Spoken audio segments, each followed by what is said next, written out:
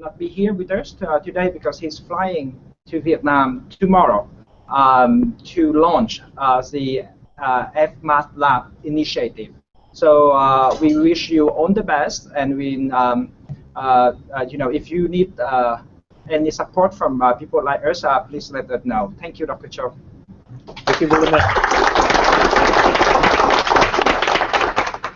With that, I know that there was a question about the banking system in Vietnam, and we have a representative from Bank of America here in the room. So it's great. We're going to have the next presenter, Dr. Mr. Nguyen Xuan Thanh from the Fulbright School, who will talk about restructuring the banking sector in Vietnam. Mr. Thanh, the floor is yours. Okay. So can everyone hear me? Yep. All right. So thank you so much for inviting me. So I have a few minutes to talk about the banking sector and the banking restructuring efforts in Vietnam. And I'd like to start with the broader picture, what we at the Fulbright School call a development pattern in Vietnam, which is what we call dualism, which is a strategy pursued by the party and the government of Vietnam throughout the years 2000, a strategy that sought to support the dominance of the state sector, but also at the same time want to get the dynamism of the foreign direct investment companies and the domestic private sector.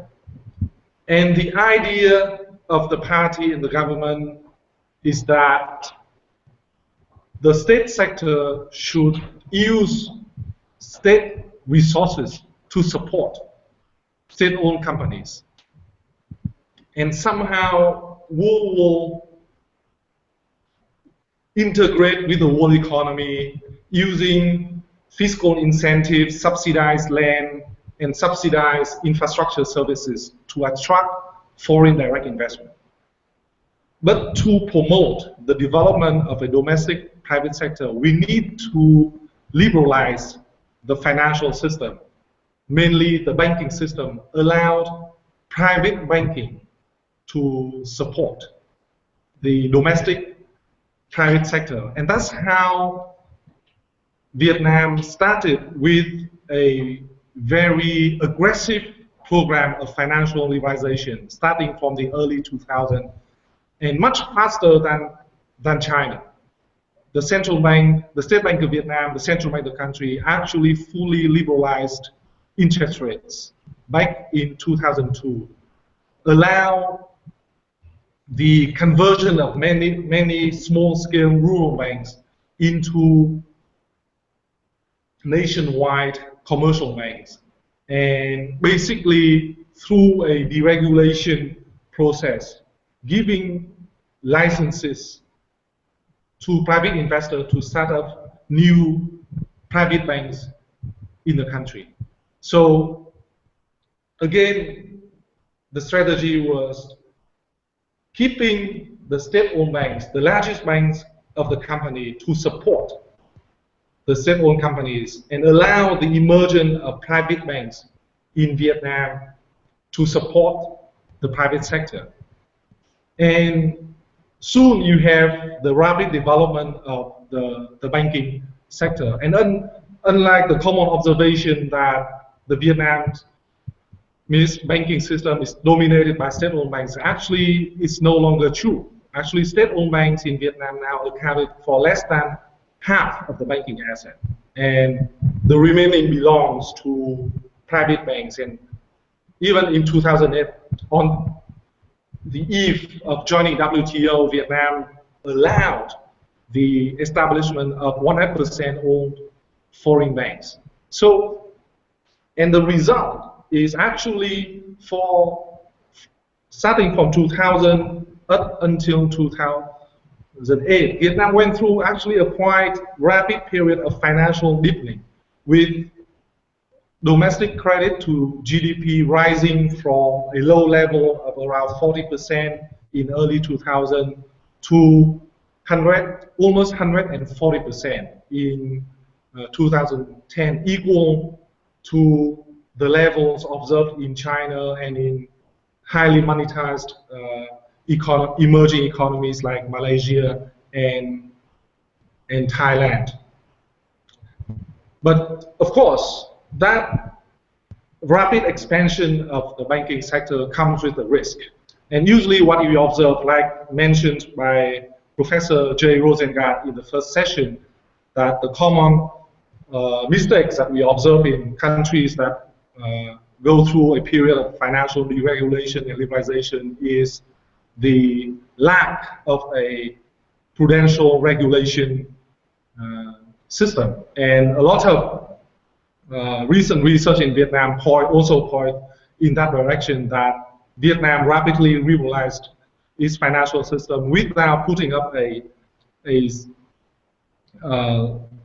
adequate regulatory framework. But actually, my view is that the story is a little more complicated than that. Actually, the government of Vietnam, and here is the State Bank of Vietnam, did realize the importance of putting a strong regulatory system, and they did try, at least on paper. So if you observe the regulatory reforms since early 2000 up until 2010, so many, I mean, they tried to put in place a new regulatory system. I mean, Basel I and then Basel II, even Basel III. But then again, the political pressure in the country was that even though you have a regulatory reform for the whole banking sector, somehow you still need to support state-owned banks. So allow the state-owned banks to make directed lending to SOEs, many of which are inefficient, and also allow more freedom for the private banks to lend aggressively to the newly established private companies, large and small. So even though Vietnam actually have a new financial regulatory framework in place on paper, but at the same time, because of political pressure, a lot of what we call regulatory forbearance was implemented. So loopholes were created on purpose to allow dualism, allow state-owned banks to make directed lending to the SOEs, allow private banks, even with very low capital base, to make aggressive lending to the private sector. And that actually coincided with a boom period following WTO accession. So a lot of money actually went to the real estate market, went to the stock market, creating asset bubbles. And of course, by 2011, problems appear with many weak banks and reporting high levels of non-performing loans. The number vary. Right? Officially, the non-performing ratio in Vietnam is only close to 4%. Upon inspection, the central bank revealed that the number is close to 8%, but independent estimations vary between 15% to 25%. But here is also an important a different feature in Vietnam is that unlike Indonesia or Thailand or even South Korea in the late 1990s, that you have non-performing loans close to 40%, or Jay just said about Indonesia that to recapitalize the banking system, it costs like 70% of GDP. In Vietnam, it's actually even the estimation is also the highest estimation is just around 25 to 30% of GDP, and that means that instead of having to ask for external assistance, right, the authorities in Vietnam know that actually they can themselves somehow self-restructure the banking system, basically buying time, right? So allowing banks more time, even allowing more regulatory forbearance. And the idea is to create a national asset management company to take up bad assets out of the banking system and allow the banks a period of 5 years to use future earnings to pay for past uh, uh, uh, losses. And here, my final point uh, is that that's, of course, is a feasible choice, probably politically acceptable, less painful politically. You don't have to cut losses right away. You can buy some time, but the price is that growth will be slow for the next 5 years. And just like trade liberalization, financial restructuring is also another opportunity for you to change your growth model, to move in another direction. So the choice is either you try technical solutions to fix the non-performing loans without basically changing the structure of the game, or actually trying, even though it can be more painful, use real public resources to clear up non-performing loans. But also, the good thing is you have a lot of internationally standardized regulatory frameworks in place on paper, but you need to implement it. And if there's a political will, then actually Vietnam in the next 2 to 3 years can use actually the opportunity of restructuring the financial systems to force the transformation of the own growth model, where you basically favor the dominance of the sector toward a truly market economy. So I think that's all I want to say in a short period of time, and maybe I'll stop here for questions and comments. Thank you.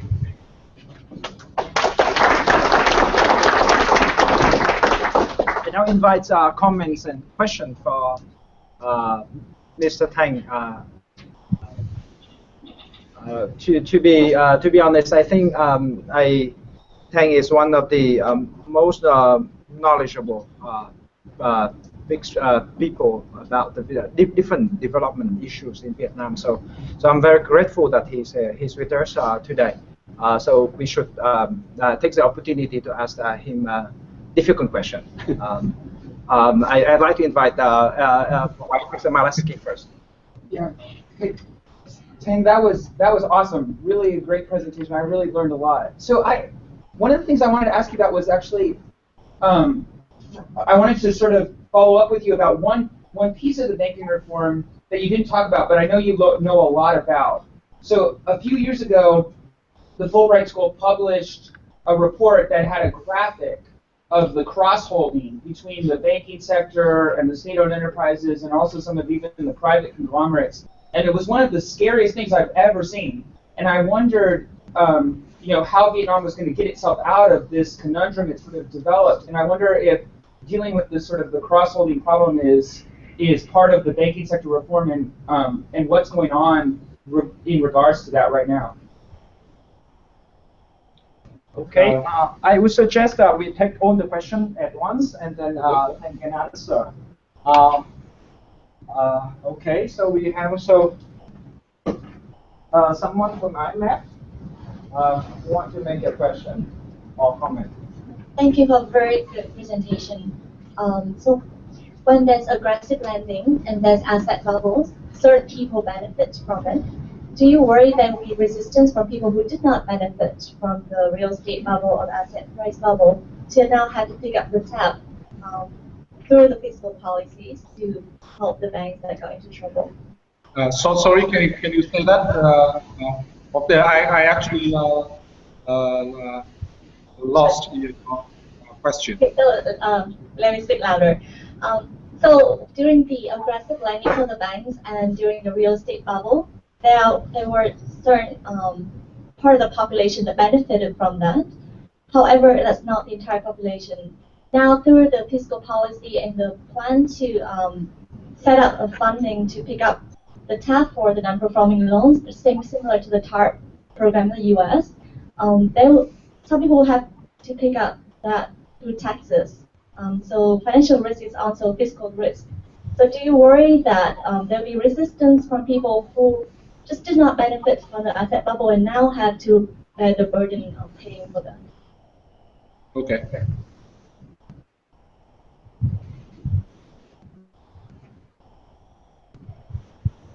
Dr. Thanh, thank you for such a wonderful presentation. I just have a couple of comments and follow-up questions.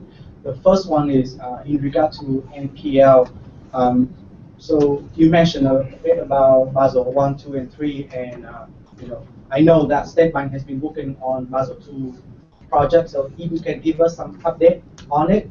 And then also, now we have been talking about Basel 2 and Basel 3 and try to have a standard risk management framework and all of that. So why we still have such a discrepancy in NPL ratio, somewhere from 4% to 25%? So what do we take for Vietnam? What do we need to do to get out the NPL mess? And then I'm going to circle back to Professor Jay's comment about banking reform and the consolidation of all of the banks, right? You mentioned that we get in a much better place because of the assets of the State Bank has been decreasing. But some experts say that, is that a good thing or is that a bad thing, or it's just because some of the bank getting a bit bigger and their services actually getting worse. So then we're losing a lot of access to private banks just because they're doing a much better job with retail banking. But in terms of consumer banking and enterprise, belong to the government, they still heavily use the State Bank, so that may not be great. And then the last thing, if you can make some comment about SME, rural, and micro banking, because just like in US, one of the things that have the US, do very well in economy for so many years because of mom and pop funding. So how can we do a much better job in SME funding in Vietnam as well as rural and micro banking? Thank you. Thanh, you have 2.5 minutes to respond to this. All right. So thank you for all the questions. First, responding to Ed's comment on the cross ownership. Yes, we did an extensive study and raised the cross ownership issue back in 2010.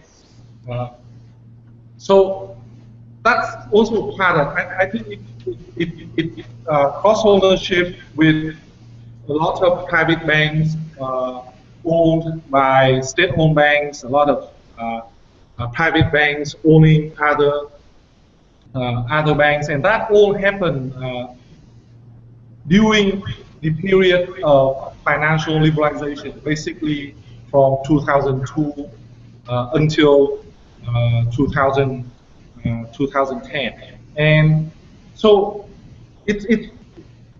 I think it happened because of the choice made by the government to support tourism. So they need the state-owned bank to support SOEs.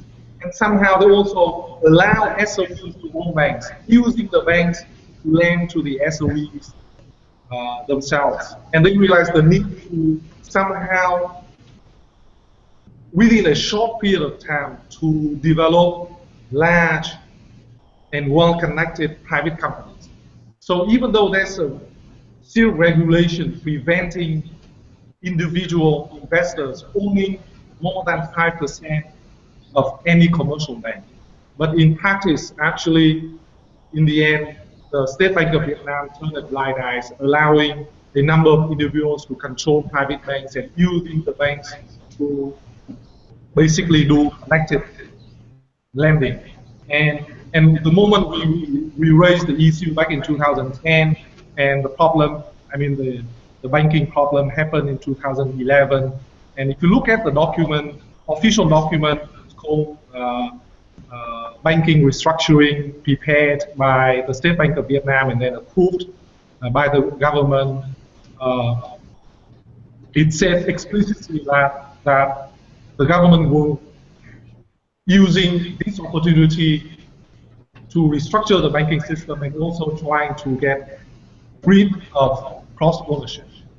But then what happened in 2012 and 2013 was that because a choice was made not to really restructure the banking system, but allow the banks to buy time, right? Trying to save the banks, not forcing the banks to be bought by external investors. So instead of trying to get rid of cross-ownership, actually the strategy to restructure some of the weakest banks in the country was to use cross-ownership to restructure the banks, meaning that actually to save a weak bank, so allow another weak bank actually to take over a weak bank, or merge several weak banks together, or allow an existing investor to borrow from one bank and then trying to recapitalize another bank. So if you look back with the restructuring efforts from 2011 to 2013, it was an effort to use cross-ownership to restructure the banks, but it's not like restructure in papers. And actually, cross-ownership now has become even more complex and more complicated than what we actually observed in 2010. And that linked to the next question, the third question about, so how, back in 2014 and looking forward to 2015 and 16, and at the moment, actually, the State Bank of Vietnam, the government did realize the risk of using cross-ownership to structure the bank, and somehow they wanted to put in place a new system. And so you observe, I mean, like many circulars were prepared and implemented, the latest one being Circular 36. That actually put in place not a new system, but a road map for the financial institutions, mainly commercial banks and finance companies, to divest from one another. So this is, I mean, the first and real significant effort of the government to try to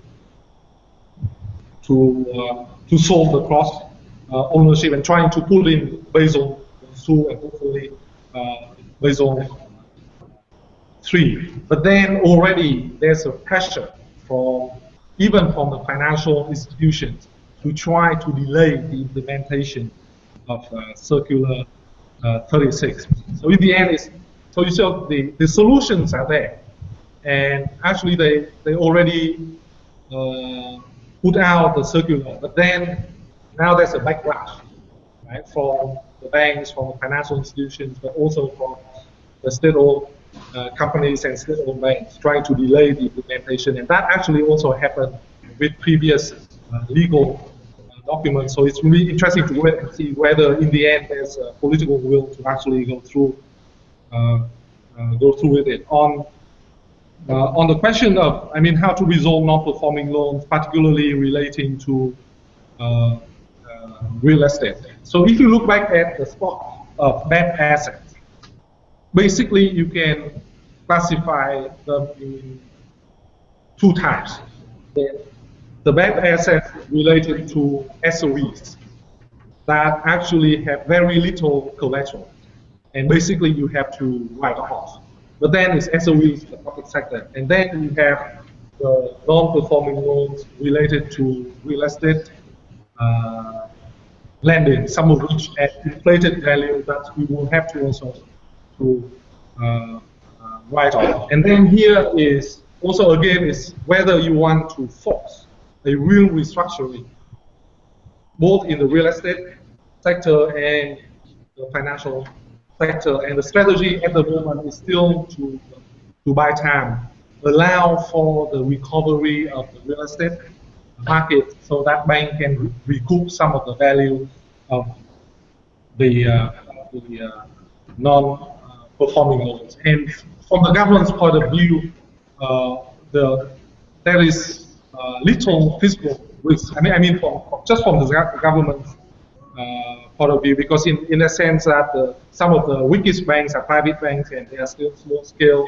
The state-owned banks are large, have large non-performing loans, but somehow with implicit guarantee of the government and strong depositor base, then they said somehow can still have sufficient liquidity to in the next 5 years. So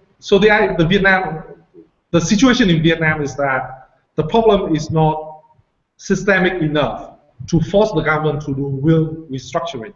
So they still can buy time. But then because they can buy time, so there's little pressure to do real restructuring. On the last part, very quickly, on the micro finance and banking funding, and that's and to support small and medium companies. So that actually the financial deepening, the government decision to allow private banking in Vietnam actually helped with a lot of SMEs. And actually, unlike many lower middle income countries, Vietnam during 2000s actually saw a lot of problem for small and medium companies to access credit. But the problem now is because of the high levels of non-performing loans within the banking system, even in the cooperative banking sector, banks are very risk averse. So even if you are a small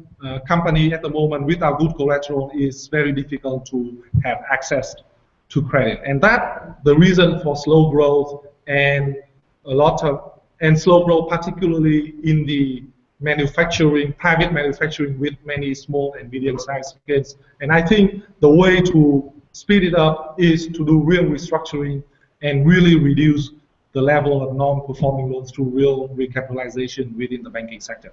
Thank you. Thank you, Dr. Nguyen Thanh. So there's a lot of interest in